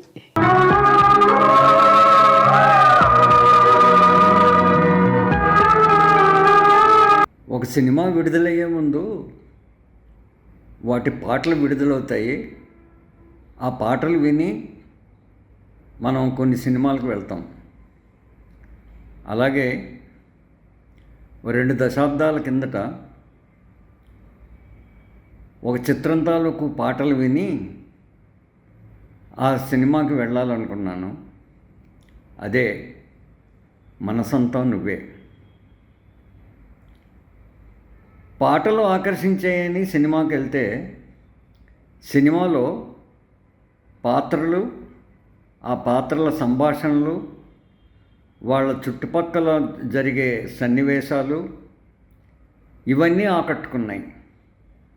అందుకే 2 దశాబ్దాల పైన అయినా కూడా ఇంకా తూనీగా అనో, చెప్పవే చెలిమి చిరునామా అనో, ఆ రోజు ఆ కవులు వాడిన పదాలు వినపడుతూనే ఉన్నాయి. కథ సింపుల్గానే ఉంటుంది. ఒక అబ్బాయి, ఒక అమ్మాయి, చిన్ననాటి స్నేహితులు. అమ్మాయి డబ్బున్న అమ్మాయి, అబ్బాయి పేదవాడు. అయితే వారి స్నేహాన్ని ఈ పేదరికం కానీ ఆ పెద్దరికం కానీ అప్పట్లో అడ్డుకోలేదు. కానీ కాలం వాళ్ళిద్దరినీ దూరం చేసింది. ఆ దూరం అయిపోయే సందర్భంలో తన గుర్తుగా అమ్మాయి అబ్బాయికి ఒక జేబు గడియారం ఇస్తుంది. ఆ రోజుల్లో మొబైల్ ఫోన్లు ఇంకా రాలేదు. ఇద్దరూ దూరం అవుతారు. కానీ మనసుల్లో మాత్రం ఆ అమ్మాయి అబ్బాయి ఎక్కడున్నాడో అని వెతుక్కుంటూ ఉంటుంది, అబ్బాయి అమ్మాయి ఎక్కడున్నాదో అని వెతుక్కుంటూ ఉంటుంది. వాళ్ళు దూరం అవడానికి కానీ తిరిగి దగ్గర అవడానికి కానీ దర్శకుడు ఆ జేబు గడియారాన్ని, లేకపోతే వాళ్ళు చిన్నప్పుడు కలిసి పాడుకున్న పాటల్ని వాడుకున్నారు. కథ నడుస్తూ ఉంటే ఆ అమ్మాయి అబ్బాయి కోసం తపన, అబ్బాయి అమ్మాయి కోసం తపన మనం ప్రేక్షకుడు మరిచిపోకుండా నడుపుకుంటూనే వెళ్ళాడు కథకుడు. అయితే చివరికి వాళ్ళని కలపాల్సింది ఏంటంటే ఒక స్వాతి వారపత్రికలోని సీరియల్. అయితే ఆ సీరియల్లో పేరు మార్చుకుని అమ్మాయే ఆ అబ్బాయి కోసం రాసింది. ఆ కథ చివరికి వాళ్ళిద్దరినీ కలుపుతుంది, కథ సుఖాంతం అవుతుంది. అలా జరిగిన 2 గంటల కథ మన మనసుకు హత్తుకుపోతుంది. అందుకే ఇన్నేళ్ళైనా మనసంతా నువ్వే చిత్రం మన మనస్సుల్లోంచి వెళ్ళలేదు. ఇందులో ఒక చిన్న సందేశం కూడా ఇచ్చాడు దర్శకుడు. ఒక పెద్ద ఆయన్ని ఆ అబ్బాయి అమ్మాయిని వెతుక్కునే సమయంలో కలిస్తే ఆ అమ్మాయిని ఎందుకు కోసం వెతుక్కున్నాము అంటే స్నేహం అంటాడు, ప్రేమ అంటాడు. అయితే పెద్ద ఆయన ఏం సందేశం ఇచ్చాడంటే అప్పట్లో అది స్నేహం, అది ప్రేమో కాదో నువ్వే తేల్చుకుని ప్రేమ అయితే మీరు ప్రేమికులుగా మీరిద్దరూ ఒకటవ్వాలని మీరు నమ్ముకునే హనుమంతుడిని నేను ప్రార్థిస్తున్నాను అని ఒక సలహా ఇస్తాడు. ఇది యువతకి ఒక విధంగా సందేహం. స్నేహం అని దగ్గర చేరుతారు, ఆ స్నేహాన్నే ప్రేమ అని అనుకుంటూ ఉంటారు. కానీ ప్రేమ ఏదో స్నేహం ఏదో తేల్చుకోమని చెప్తూ ఒక చిన్న సందేశాన్ని కూడా ఇచ్చాడు. మరపురాని మనసుకు హత్తుకునే ఒక చిత్రం ఏంటంటే మనసంతా నువ్వే. ఆ షూటింగ్ టైంలో యూనిట్ అందరితో కూడా బాగా ఎమోషనల్ బాండింగ్ అయ్యేది. ఆదిత్య గారు మా ఇంట్లో ఒక ఫ్యామిలీ మెంబర్ లాగా అమ్మతో, నాతో, అందరితో కలిసిపోయేవారు. ఉదయ్తో అయితే ఒక బ్రదర్లీ కనెక్షన్ అయిపోయింది ఆయనకి. అందుకే ఉదయ్తో బెస్ట్ అవుట్పుట్ తీయించేసుకున్నారు ఆదిత్య గారు. సో ఆదిత్య గారు అప్పుడు ఇంటికి వచ్చి మా పాపతో ఆడుకునేవారు. మా పాప 2 నెలలండి ఆ టైంలో. ఆగస్ట్లో పుట్టింది, ఇది అక్టోబర్లో రిలీజ్ అయింది. సో 2 నెలలు ఆ టైంలో. పాపని ఎత్తుకుని ఆడిచ్చేవారు. అలా స్పెషల్ బాండింగ్ అయిపోయింది. ఆదిత్య గారు ఒక అన్నయ్య ఫీలింగ్ కల్పించారు. అమ్మతో కూడా, అమ్మకైతే ఆదిత్య గారు ఒక కొడుకులాగా ఫీల్ అయ్యేది. అలా ఈ యూనిట్లో అందరితో ఒక స్పెషల్ బాండింగ్ వచ్చింది. ఎంఎస్ రాజు గారు, ఆదిత్య గారు, చంద్రమోహన్ గారు. షూటింగ్కి వెళ్ళాను ఒకసారి నేను. చంద్రమోహన్ గారితో చాలా సరదాగా కాన్వర్జేషన్స్. అసలు ఉదయ్ని కొడుతున్నారు వీప్ మీద టప్ప అని ఏదో మాట్లాడుతూ, ఈ అబ్బాయి చాలా అల్లరి కదమ్మా అని ఇలా కొట్టి సరదాగా మాట్లాడుతూ, అసలు టీంలో అందరండి, సుధా గారు కానీ ఎవ్రీవన్, చెల్లెల్ రోల్ వేసిన Sirisha, everyone, we had a very close bonding లాగా. ఐ థింక్ ఆ మూవీ అవుట్పుట్ అంత బ్యూటిఫుల్గా వచ్చిందంటే ఆ family bonding in the unit ఏమో. Uday got connected to every one while shooting that movie. అందరితో ఒక emotional bonding. He use to come and share all those. ఇంటికి వచ్చి ఎప్పుడు కూడా ఇంటికి వచ్చి he first shares that day ఏమేం చేశాను ఎవ్రీ డే ఫ్రమ్ ద చిత్రం టైం నుంచి కూడా హీ యూస్ టు షేర్.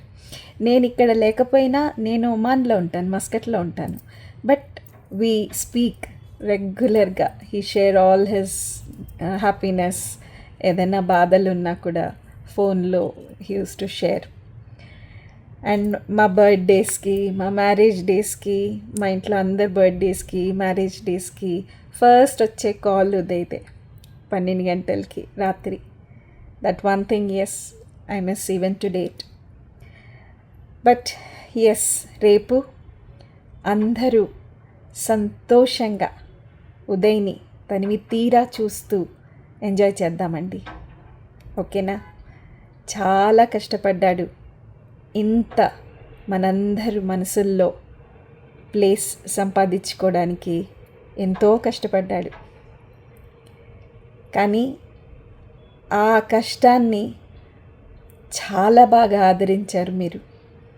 ఉదయ్ని ఇప్పటికీ కూడా ఎంతో ప్రేమగా, అసలు ఆ మీడియాలో ఎంత సంతోషంగా అందరూ షేర్ చేస్తుంటే నాకైతే ఇంకా కూడా ఇన్నాళ్ళైనా ఉదయ్ ఇంకా అలాగే మనందరిలో జీవిస్తున్నాడనే ఫీలింగ్.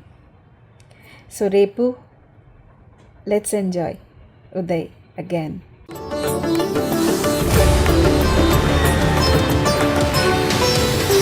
వ్యూస్ యూట్యూబ్ ఛానల్లో లైక్ చేయండి, షేర్ చేయండి, సబ్స్క్రైబ్ చేయండి.